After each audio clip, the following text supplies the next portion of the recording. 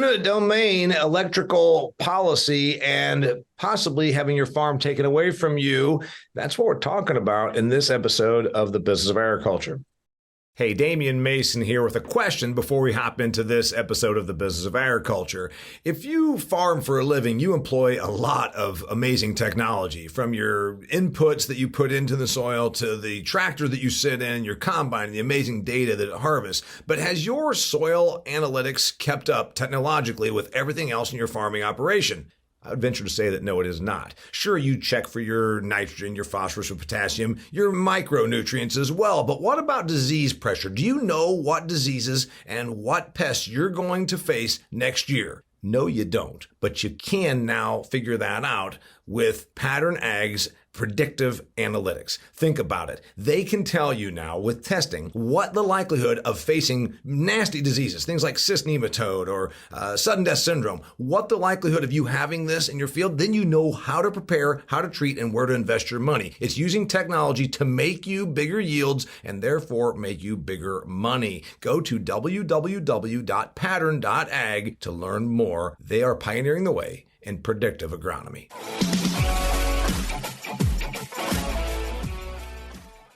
Hey there, welcome to another fantastic episode of The Business of Agriculture. It's me, Damian Mason. You already knew that. I got Koeller and John Carroll. They are Illinois farmers on the forefront of a situation that you would not probably enjoy if you were them and if you were the farm owner. They're talking about a thing called the Grainbelt Express. This is a big electrical grid project coming through the central Illinois. It's going to cut through their farms. They're talking about using eminent domain to take their farm ground at a market price, of course, but also causing a tremendous amount of disruption. There's pros and cons to this. Remember, energy policy brought us the ethanol boom 20 years ago.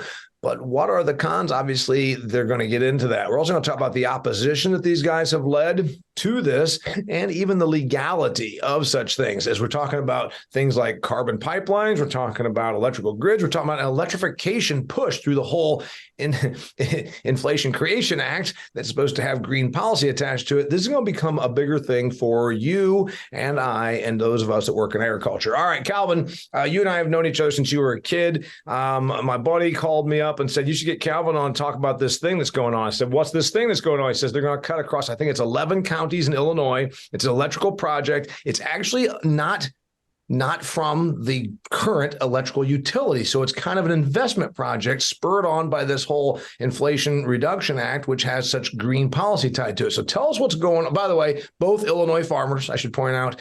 Calvin, John, introduce yourself, then tell me about what's going on. Yeah, well, thanks for having us on. Appreciate it, Damon. I'm farming with my dad, my uncle, and my cousin. We're row crop farmers here in Illinois, corn and soybeans, and we farm in the Mississippi River Valley. So I've been doing that since 2015 and was part of Consolidated Grain and Barge before that. I did a lot with grain handling and logistics. So that's a little bit of my background. John, you were brought on because Calvin said, we got to have my buddy on because he can lend a lot on this subject. So tell us the quick bio on you. Sure. So John Carroll, fifth generation on our family farm here in Carthage, based in Carthage, Illinois. Corn, soybeans, pigs in Illinois, Iowa, Missouri, and also farmed down in South America and Brazil. So also row crops, pigs down there, as well as a services business. So farm management, consulting, advisory, brokerage, and another business in the capital markets where we take our money and investor money and lend to farmers. Got a lot going on. So tell me about the situation. You guys know each other from college. You're buddies. You farm far enough away you can still be friends and share information. You know that doesn't happen if you're right next to each other. And anyway, this thing came about. So tell me about this thing as it pertains to the Grainbelt Express, because it sounds neat. It's got great marketing. I went on their website. We're going to bring affordable green energy to all those families that want a better life. They're just going to do it across your fields, and they're going to do it with above ground power lines. And it's going to make it so you can't farm the way you do. It's going to disrupt your operations. There's a lot to this. What's going on, Calvin? Yeah, basically, you kind of hit the nail on the head there. A lot of government investment in green energy is kind of driving a lot of this. You have cheap cheap renewable energy in the West and the more rural areas. And then you have more demand for green energy in the eastern areas. So basically, we're in the Midwest, flyover states. And so they're wanting to put a lot of turbines in Kansas. And then, of course, that's going to flow through Kansas, Missouri, Illinois, and even into Indiana, and basically trying to hook up with a lot of these power grids in the east. And so that's really the basic economics that are driving it. And so when there's money to be made, someone's going to step in and try to do that. But we're talking, multi-state deal. So it's not like there's an existing utility in Illinois that could go through and do something like this. So what they're trying to do is come together and come across all these states and make it a really big huge project. And they tried this in 2015 and 2016, and the project actually got shot down in Illinois, basically because it wasn't Invenergy at the time, but the Grainbelt Express did not meet the criteria for eminent domain because it was not a public utility. It's basically a private company, and this is a private project. And obviously they're trying to make money. But with something like electricity, it's very, very heavily regulated within Illinois and within the states. And so there's kind of there's a little bit of a handshake there between quasi-government entities with these private companies that are trying to put together these projects. So it's a lot of backroom deals. There's a lot of stuff to go through. There's a lot of rules, and it's it becomes a very huge project. And so they're trying to spend a lot of time and effort to do this, and obviously they have to have a place to run these lines. And so that's where we become involved, and obviously trying to run it right across about 2 miles of our ground. So. Okay. So first off, this doesn't sound on the surface like a bad thing, because there's going to be a bunch of people in rural America making money. They'll get money on those windmill towers that they can do the leases for. And I've been in your state, flown over the whole Bloomington area. If you're a pigeon, you're going to really have to you have to really get some radar out to fly through parts of that area, because there's a windmill every 40 feet. So the point is, there's money on that, and then there's bringing power to it. And also there's a lot of momentum on this. You formed a group to oppose this, and I want to get to John here in a second. Are you part of the group that's opposing this? No, I'm not. So we're actually we're just an hour north, and ours is CO2 pipeline. So entirely different situation than what Calvin's dealing with his above ground utility. All right, so let's go ahead and fill us in about your situation. You're in a different part of Illinois. The power line is not supposed to. The power line, Grainbelt Express, as it's called, is not going to be coming through your part of the world. But you're in line for a pipeline for CO2, which also has some controversy attached to it. Trust me, the South Dakota people, I've heard from them, et cetera. What's this project all about, and how does it impact you? Yeah, so oil pipeline went through here probably 8 years ago. Crosses through several miles of our farmland. And the CO2 pipeline is basically paralleling it from Iowa down to southern Illinois. And interestingly, compared to Calvin's, where he's not necessarily benefiting in any way from the green energy, this one is carrying CO2 from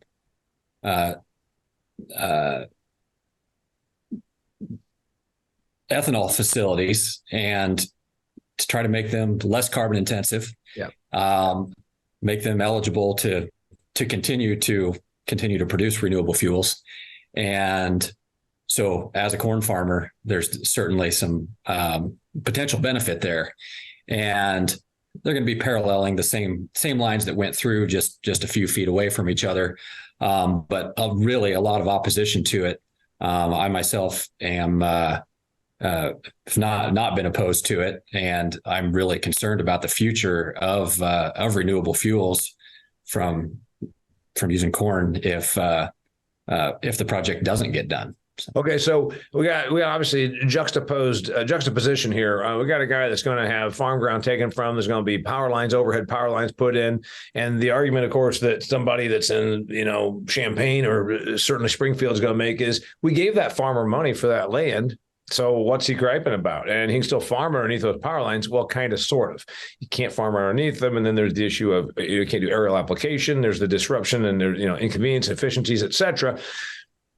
So your position is, I'm okay with a CO2 pipeline coming through here because first off, we already got a gas line that came through 8 years ago. The CO2 pipeline coming through here gives viability and probably longevity to the ethanol biz because now they can do we're offsetting our CO2 even greater to a greater degree. And therefore there's some tax incentives associated with the new Inflation Creation Act, et cetera, right? Correct. Yep. And then I'm talking about the energy side. Calvin brought up my internationally. I'm on the opposite side of it there. On our farm in Brazil, we have a cotton gin, and a few years ago, because of the economics, corn and soybeans, we didn't grow cotton for a year, and we didn't need to run our gin that year. We told the electrical company, okay, we're not going to need to pull that demand off your line this year. So they can cancel that. A year later, we go back, ask for our energy, and they say it's all used up and there's no more electricity to be had for 5 years. You won't be able to turn your cotton gin on. And we can't get any more power through because we can't get the lines put through these farmers' fields because they won't they won't approve it. So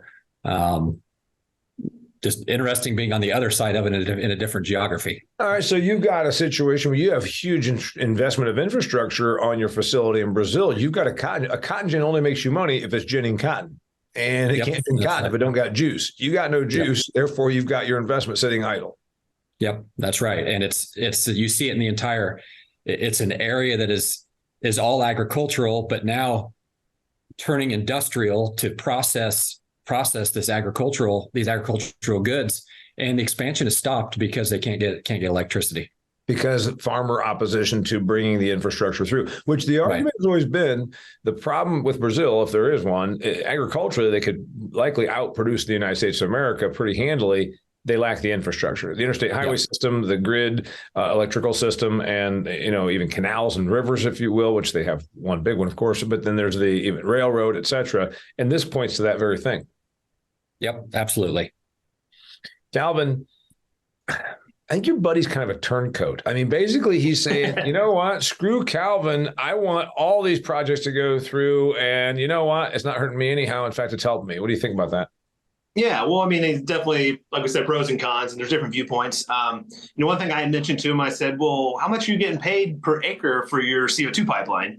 And, without revealing numbers, his was quite a bit higher than what we were getting paid for a transmission line. So, you get to a point, if someone told you they're going to pay you $1 million an acre, well, you'd probably let them put up a garbage dump, or do anything to that.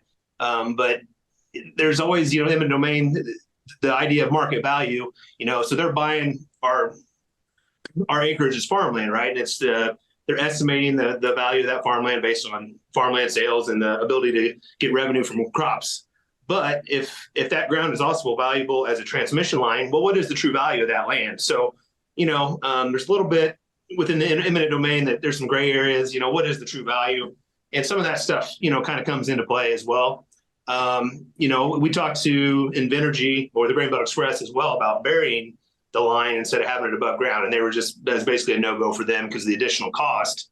But the idea being is as farmers, we don't mind having something under the ground nearly as bad as something that's overhead. Just because you don't have to farm around it, you can still spray fungicide. There's some other, maybe some pros or cons to being underground versus above ground. And by the way, to the person that's listening to this, I've got investor people that listen to this because they want to keep their finger on agriculture. I always make, I got cranberry processors who are like, what the hell are these guys talking about? It's not that the above ground line is preventing the fungicide. What Calvin's pointing out is there are certain treatments that happen in his part of the world with his type of a cropping system that you would do aerially.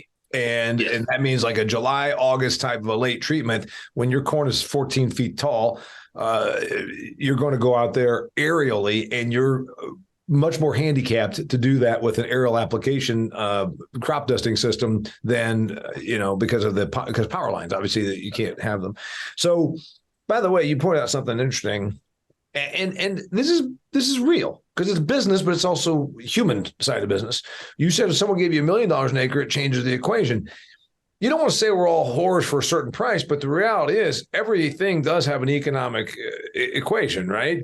Yeah, for 10 grand an acre, I'm opposed to this. $1 million an acre, I welcome it. I mean, there is that reality, because it's not because you're just a hoard of the money. At a certain dollar amount, it doesn't harm you. At this current dollar amount, it harms you. That's really what your assessment of the situation is, and why you formed the opposition group. Am I right? Yeah, I mean, everyone has a slightly different view of it, but yeah, it's a big part of it. And some people aren't going to want anything to be done, for any amount of money, but others are. And so, but how do you determine, this company was built around private property rights and our Constitution, and so if you're taking that away, that it's I don't have a good way to say it, but everybody has a different idea of what that right is worth, and everybody has a different attachment to the land. There's more than just there's that sentimental value and some people have more of that than others. Reality, if you own the ground for 1 year, you're going to look at it a little bit differently than if you're a fifth generation farmer and your family's farming that same plot of dirt, for 150 years. So, yeah. But and also talking about a little bit about the eminent domain there. Talking about what's the price and value of the land, and also some of these different projects are very different. We're talking about a private company coming in and running electrical lines. So you talk about the better good for everyone, for the public. Well, so yes, we have greener energy, so that's good. Less CO2. But who's going to be getting cheaper electricity? Like, we're not going to get any electricity from this. At this point, no one in Illinois is going to get electricity from this. So somebody's going to be buying cheap electricity and selling expensive electricity, and they're going to be making a lot of money. So, the money that they're making really doesn't line up with the money that we're receiving for easement. So yeah, no, that's a big one. And I think you should speak to this, because there's somebody listening to this. It's like, hey, I've heard the term, but I'm not sure I exactly understand. I should look it up, and I will, but I want to get to John too. Eminent domain, the concept is the government can push through generally its infrastructure-oriented projects if it fulfills some public service good. That's essentially the spirit of the law, right? And the tough one with this is, this was done by the Illinois State Assembly for a private company, and it only has a shelf life of only a couple of years specifically to this. So it reeks of backroom money was paid by this for-profit company, and it wasn't as though, like the Tennessee Valley Authority, for instance, we're going to take those poor people in eastern Tennessee that are living in dirt floor cabins that have no electricity. We're going to do a government program here where we create jobs, we put in dams, we handle flood control, and we give electricity to these poor people in Appalachia. People could get behind that, right? This is a little different deal. We're going to have a bunch of investors come in to Springfield, pay off some politicians, buy the right prostitutes, and get a honey deal set up for 3 years. We have this specific eminent domain just to us to go through these dozen counties. Boom. It reeks of eminent domain being bastardized. Is that, John? Did I just say that in the way you would say it? You wouldn't talk about the prostitutes, but I did. Well, I'm sure in the state of Illinois, nothing like that has ever happened. It's all above the table type dealings. Yeah, right. Exactly right. But yeah, there's certainly something. There's something to be said to the price being paid, right? And when Calvin and I compared numbers, yeah, it appeared they're getting far less for something that's above the ground that they're going to deal with forever than something far less compensation for something that's far more intrusive. Yeah, exactly. And I don't know what look like in the state of Missouri, that they do have some rules around that. It's like 1.5 times the value of the land has to be used, but I don't know how it works in the state of Illinois. Well, it sounds like it's whatever they were able to haggle through, whatever they were able to get pushed through. Mm-hmm. It's like I said, it reeks of kind of crony capitalism. Yeah, and I think I'd mentioned earlier, I got shut down in 2018 the first time around, and then Invenergy, bought the project, which is a Chicago-based company, and conveniently a couple of years later, the General Assembly made new rules where a private company that is just putting through electrical lines, that are high voltage DC electrical transmission lines only in these 9 counties in Illinois. Well, all of a sudden, that law goes through and gets approved, and things change. So like, kind of like you said, you're talking a little bit about Illinois and Chicago politics. It's kind of had to, the corruption, money under the table, you scratch your back, I scratch mine, it smells like that. But you never know for sure. But so I want to hear how would you be happier with it, Calvin, if it was a government run project coming through as opposed to private? I don't think we would be happier with it, but theoretically, if it was like a government utility and the government's supposed to, allocate electricity and for the greater good of everybody, at least the public good is actually equal for everybody in the state. If they were to sell electricity to everybody instead of the public good being small and then somebody be able to make money on the private utility. I guess I wouldn't feel better about it, but it would fit the eminent domain, better. Mm-hmm. Yeah, the idea of it would check off a box. It would check off a box and maybe have a little less pass the smell test a little bit better. I want to get into a couple other things. I want to talk about the counties. I want to talk about the opposition that you formed and see where that's going. And then I also want to get back to John's situation of how, because these two things are kind of on opposite planes, frankly. And I wonder if we're going to start seeing them come together in terms of the opposition. Before I do that, I want to remind you, dear listener, that you might have green efforts and green energy ideas of your own, but you know what? You can also profit from this. I'm not talking about selling your land to an eminent domain situation. I'm talking about doing something that's just between you and another company called Truterra. Truterra, which is actually a division of Land O'Lakes, can help you on your income diversification strategy. Maybe you can put out cover crops. Maybe you can reduce your tillage. You can do certain things that are going to help you sequester more carbon, reduce your nitrates, and all of a sudden you get money for that. Truterra can help you with this, helping farmers maintain the regenerative management strategies and also economically benefit from it. That's what Truterra is doing all about this. Go to TruterraAg.com, TruterraAg.com to check this out. That is Truterra, Truterra, TruterraAg.com. Check it out. You might just figure out a way to make another $10 or $20 an acre for doing stuff you're already doing. All right. So where I see this thing going is we're screwed because A, agriculture is outnumbered. B, we don't generally fight well. we generally fight poorly. C, there's not a lot of sympathy for you at the ballot box or even, the whole public media thing. I went to Grainbelt Express's website. Trust me, it's twice as good as if it was an ag organization doing this because they're really good at the PR part of it. I don't see ag winning, Calvin, and I'm not being mean. You formed an opposition group, but there's too much money behind this. This Inflation Reduction Act was never about reducing inflation. It was about pushing through green policy. And it's really hard to fight a tidal wave of government money and media-inspired movement coming this direction. So tell me about the opposition and what you're doing and what you think. By the way, I didn't say it to be mean. I just gave you the outsider's perspective. Hey, if I'm laying odds, and I got Mike Tyson. It's 1990. I got Mike Tyson over here, and I got John. I'm not talking about you, Calvin. You're tough, but I'm looking at John here. I'm going to put money on Mike Tyson every day of the week. The amount of money that is being put into these industries and these type of projects is huge, and there's a lot of political willpower to put through these projects right now, just because of CO2 emissions, and we're kind of in the wrong state, to be honest. Illinois, heavily Democratic state, very big on green energy. And I'm not against green energy, but the balance and finding the fine line of where you give and take on that just seems like in a state like Illinois, they're going to be a lot more sympathetic to green energy as they are to, trampling somebody's private property rights. So it is a little bit of a David versus Goliath, or I guess, who was it? Buster Douglas? Was that who knocked out Tyson? Yeah. Back in the day?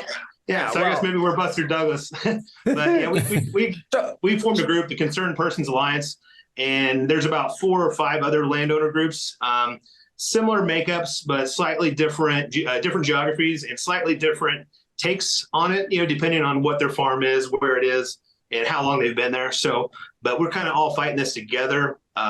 We each have, we're kind of working together as a team through a little bit with Farm Bureau, just as kind of a way to get our ideas together and kind of stay organized. But the idea is that we're challenging the law, the constitutionality of the law, that was passed back in 2021 by the Illinois General Assembly. Basically, our lawyers don't think it's constitutional because it violates the special legislation, equal protection, and the separation of powers clause in the state constitution. So we're basically fighting the legislation that gives them the right to eminent domain and the right to do this project. And if we can find that unconstitutional, then that provides a window for us. So, by the way, that's probably the grounds. That's probably the approach I would take. The tough part is if you were to come over to my state of Indiana and say, by the way, there's a dirty pool going over here in Springfield, and it's all Chicago politics. This is reeks of being a bunch of payoffs. They're overstepping their bounds legally. They can't do this. You'd win, but this is like going. This is like that old movie where you're in a southern town and the sheriff is also the judge, is also the prosecuting attorney, he's also the mayor. I don't know that, John, am I right about that? I think it's going to be a tough deal in Illinois to win. Yeah, I don't know that I can speak intelligently to that, but I guess one question I had for Calvin is, access to these for these renewable energy companies, access to these high voltage lines where they can put up solar fields or wind farms next to them and tap into them. They're talking $1,500 an acre lease rates on land that touches those. Is there any chance that this has greatly increased the value of your property by having those go through there, as opposed to being worth $400 an acre as a cash rent income? I know there are some spots that make sense for solar farms, but the key is you need to be close to one of these power lines, but they also have to have spare capacity on the line. So I think that's where maybe it gets above my pay grade. I don't know if those are available, but it's definitely interesting. That's more of a contemplation. We don't even have the power lines yet, and we don't know that part of their plan doesn't include dropping in solar. In other words, that's very true. And obviously, it's why we're having this discussion, John. For every farmer that doesn't like what's happening here, then you hear about a $1,500 an acre annual lease rate for a solar field, as opposed to $200 to $400 for cash rent. The money is there, and I oppose it because it doesn't seem to make economic sense. It seems to make sense only because of the government policy. But you bring up a very valid point. What does winning look like? All right, I used to be back when you first met me, I was probably more young, brash, and more willing to just go toe to toe with people. I guess smarter and older and more arthritic, and I think, all right, let's not just go toe to toe for the sake of going toe to toe. What does winning look like? What would winning look like in this regard? Would it be to halt the project completely, to get a mea culpa from Springfield and Chicago that they admit that they were doing something that's politically underhanded? I don't think that's going to happen. That they bury the pipelines, or that they give you more money? What does winning look like? What would be a win? I mean, it seems like to me, if they could negotiate easements with each landlord and not use eminent domain, so where everybody was okay with the price, then I think that makes sense. I mean, there's a lot of different routes that you can go with overhead power line. By the way, that's to John's point.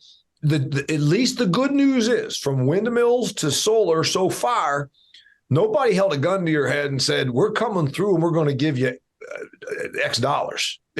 Up to now, it's been, would you want the solar field? Here's the bid. That's what your point is, right, John? It's not been by force or by legislative. It's been by economic incentive so far on those things.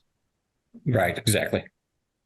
So Calvin wants that for this. The tough part is you could say, I can put a solar field if I can get 6 contiguous landowners to all agree on a price, and then I have a solar field or a wind farm. If I have a power line and I'm going along, and then all of a sudden I've got this 5,000 acre landholder that's holding out, I gotta go around them. That gets a little harder because a power line only works if it goes from point A to point B. Yeah, and I would think though that they could raise their price to the point where people would be okay with it and be able to find a route. I don't know that, but again, it would become more complicated. It would be more costly. But I think it goes further towards finding the true value of the land, because if you're just going and picking a number, that's not really the true value unless you're actually, there's price discovery and negotiation in my mind. They chose the route. They had their public meetings. They asked a bunch of questions. They tried to avoid irrigations where they could. They tried to avoid towns, even avoid like conservation areas. But the idea is they're putting it where they think it's the best route for them and the least amount of problems. But obviously that route is right through almost always farmland, or 90% farmland, because that's the cheapest ground. That's where there's nothing else. Because if you're farming it, there's not a lot of infrastructure on there already. So farmers tend to get the brunt of eminent domain projects like this because it's just where there's nothing at. So that's where they immediately want to go do it. Well, and let's face it, it's just kind of like the state of Indiana went through property tax overhaul, 20 years ago, and homeowners had a cap out at a really small amount. But farmland had a higher cap out percentage amount. And the point is, my acre of cornfield does not vote. That house has 2 voters. You know what I mean? So they choose to go across your fields because you're one guy. You're you and your family, as opposed to going through, the town of Champaign or what have you. John, you talked about the good and the bad out of this thing. If it happens, it does bring potential value. You've pointed out the value on this. If it goes through, do you see it being a net positive, other than to him and his neighbors that have to work around all these power lines? Is it a net positive? Well, I'm certainly a believer in landowner rights, and that I think that a private company should have to go to incredible lengths to, on its own merit, pay enough to get a large percentage of farmers, a large percentage of the farmers signed up for it. But outside of that, I also have this other, my experience in Brazil, you see the struggles of a country that doesn't have the infrastructure that it needs to realize its potential. And so it does make me wonder about the competitiveness, guaranteeing the competitiveness of the United States going forward on the world stage, and which of these projects are necessary and which ones aren't. Very, very difficult to sort all that out. But I don't know. I guess it feels to me like if they're able to get a significant portion of people signed up for it just by paying enough to it, there's always going to be some holdouts, and there needs to be some way that the government can force through those holdouts. This might be the last discussion between the two of you ever in your history of friendship. Here's the thing. This is where it does bring up again. It's somewhere between a hypocrisy or a dichotomy, or just a perplexing thought, because intelligent people like listen to my podcast, which we have very intelligent listeners here. They're both going through this themselves. Like, hell no, I don't want that.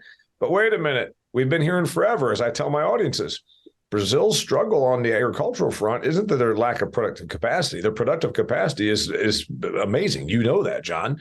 It's the infrastructure. And again, those are generally grid, rail, barge, and shipping, and highway. I mean, that's the 4 things, right? Mm-hmm. And so you just said you're torn, because on the one hand, you don't want Calvin to have to deal with this, but the other hand, if it looks like Illinois, the infrastructure of Illinois is substandard, what's that mean for Illinois?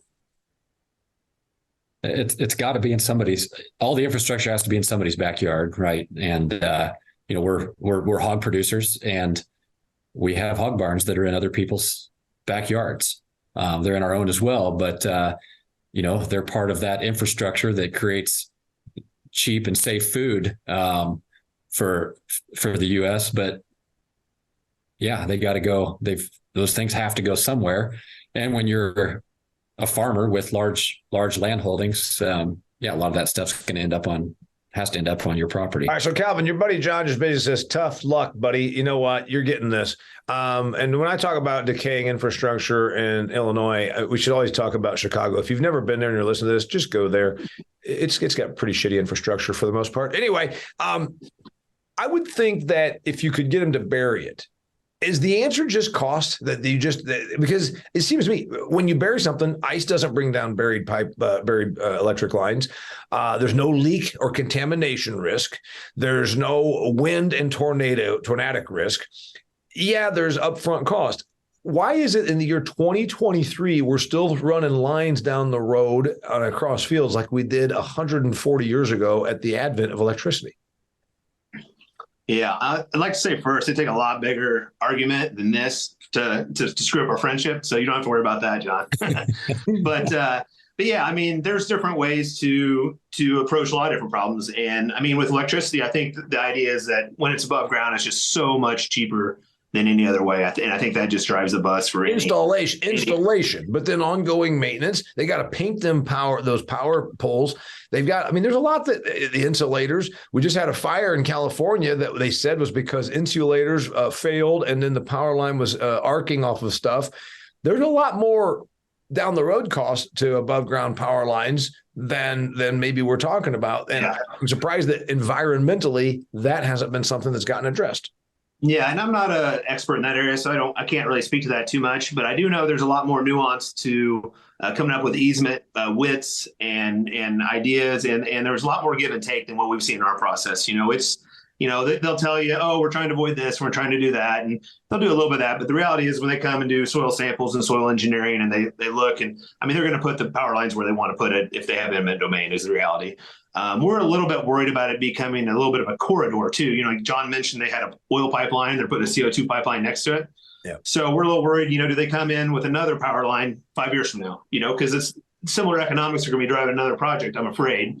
Yeah. But we've seen some areas where they'll put power lines next to an existing, let's say I've seen overhead power lines on I-80 running right next to I-80 where they're sharing easements. Yeah. Well, for example, this project, they're wanting a 150-foot wide easement, and they're not willing to share any easements with any other existing power lines or roads or electrical or telephone. So if they're wanting 150 feet, and then I'm worried 5 years from now, they're going to come back and want 150 feet again. Well, pretty soon you're just farming around, all kinds of little poles out, or huge poles out in your field. And then you can't do any aerial applications, and it just becomes a problem. But, if they were to put it right on the edge of your field, right next to the road, and share with a road easement or another electrical easement, well, then that's a lot better for the landowner.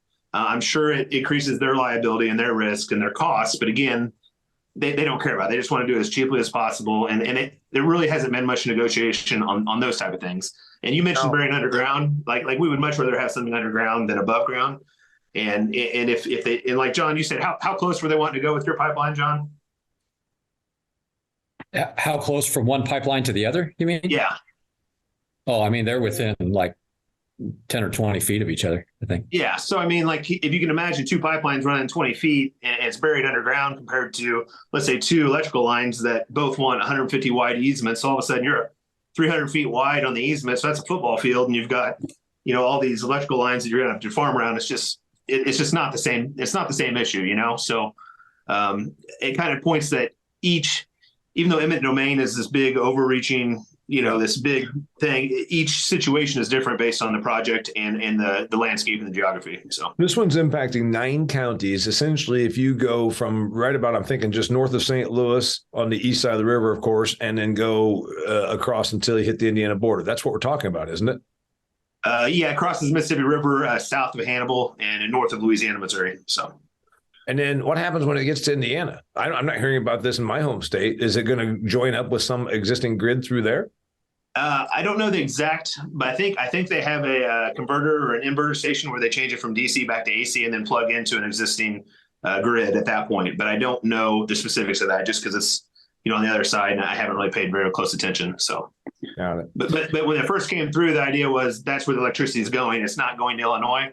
Yeah. But eventually I know in Missouri, in order to kind of sweeten the deal for people in Missouri, they started siphoning off some electricity to various entities or groups. And the idea was to kind of placate them and get them on board, Well, pretending that it somehow is going to be a very cheap, affordable. I mean, at some point, electricity rates go with prevailing electricity rates. So this idea that this power line right over here is 4 cents and that power line over there is 12 cents I don't think that jives out. Eventually, these things all come down to whatever prevailing market price is for a kilowatt. Am I right, John? You nodded.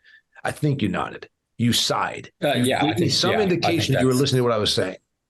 I think that's correct. But when we talk about the comparing it to the CO2 pipeline, where we have I don't think it's a stretch for a farmer to see that there could be some benefit to them as it relates back to the ethanol industry of having that CO2 pipeline go through there. This pipeline company has been at it 2 or 3 years, constantly knocking on doors, trying to get these easements and paying, significant amounts, I think, to get them. They just withdrew their application in Illinois, and I think they only had about 10% of people sign up after 2 or 3 years of this. Yeah. And, I was really surprised locally surprised to see the Illinois Farm Bureau take a very, very negative stance on it. On carbon pipelines. On the carbon pipeline. So is your assertion here that the dollar amount needs to, obviously, if you look at 10% after 3 years, the money ain't there. If the money was there, you'd get more adoption, more acceptance. Yeah. It seems like at some price that you should get more. Get more adoption. Okay, yeah. I mean, if you're saying I want to come and take your kids, there's no dollar amount. But if it's I want to put a pipeline in for $1, no. For $1 million, hell yeah, put 3 of them out there. I mean, that's where you're talking about. You think there's not enough acceptance of this because on the carbon pipeline thing, they haven't offered enough money. If they offered more money, it's fairly innocuous. Frankly, it's not like we're going to take your land and turn it into a lithium pit. It's fairly it's here and gone, right? Yeah. I mean, the last pipeline that went in 8 years ago, there's no sign that it was ever, laid in there. So yeah, it's much different than the power line situation.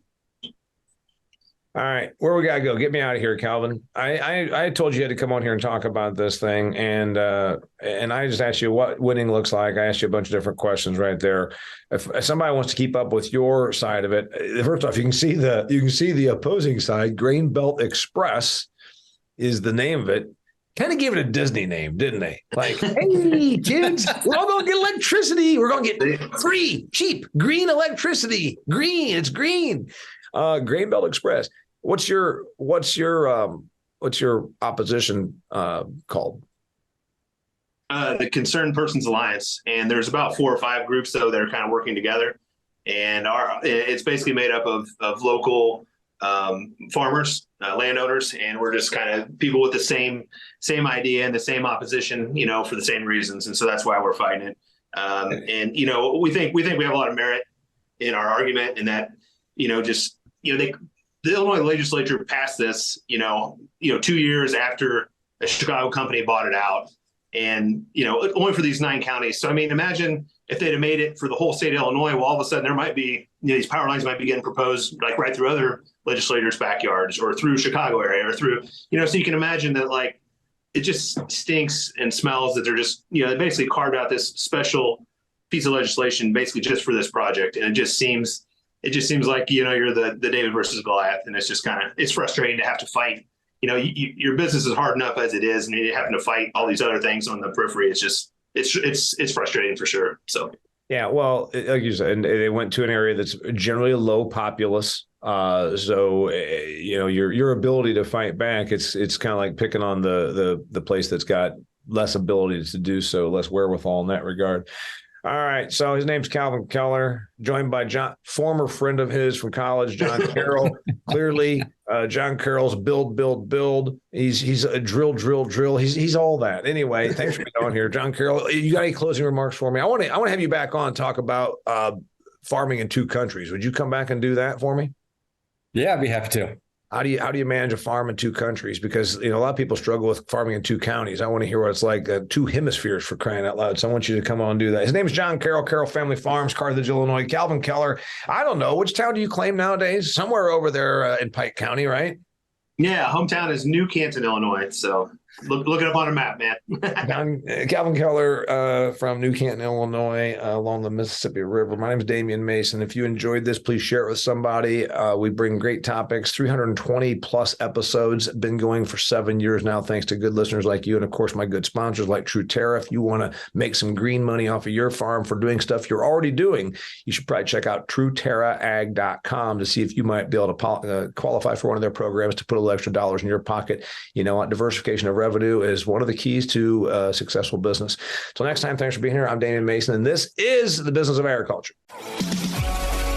Well, that concludes another fantastic episode of the Business of Agriculture. This episode was brought to you by Pattern Ag. You know, everybody in agriculture understands the importance of soil health. We also keep an eye on our soil better than we ever did through advanced soil testing. But what if there was a company that provided predictive analytics, not just checking out nutrients and all the elements that are in there, but also could tell you the degree of risk you face with disease and pest pressure? That's right, Pattern Ag can do that. They actually can tell you, hey, you're going to have a real issue here. You can proactively treat for corn rootworm or cyst nematode or sudden death syndrome before the problem actually starts costing you yield. Go to pattern.ag, that's www.pattern.ag, to find the nearest rep that can help you start doing better for your soil.